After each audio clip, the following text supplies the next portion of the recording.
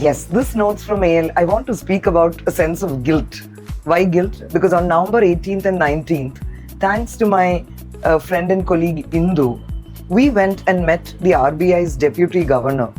Indeed, it was a very proud moment to walk into the Reserve Bank of India's Bombay office and being hosted there as a guest to meet the DG. The meetings with many of the officers there was amazing, and they were listening to you with great intent.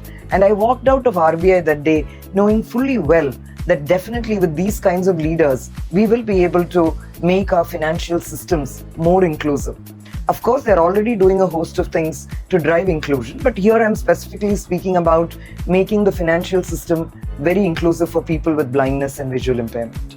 But why did I start by saying I'm feeling guilty? November 18th and we're almost at December 18th, but being swamped by work and travels, I've not been able to put together a complete plan and go back to see how do we work with RBI and its innovation hub. I'm doing this video deliberately for two things. One is to deeply share my gratitude with such wonderful officers and my hope that with them and us coming together, we can make a difference. Indeed, the first financial inclusion session for individuals with blindness in Mysuru is happening on December 15th, the coming Monday.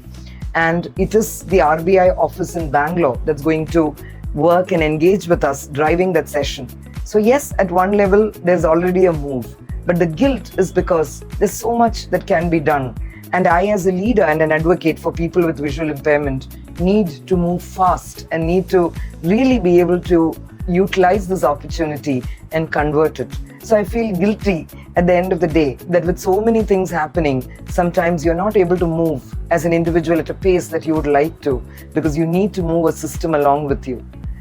Let the guilt become my springboard for action, and not telling it from a negative idea that you should hear it and say, hey, I also feel guilty. Let guilt become our springboard for action. Thank you, and next time I hope to report back on what we are doing with RBI.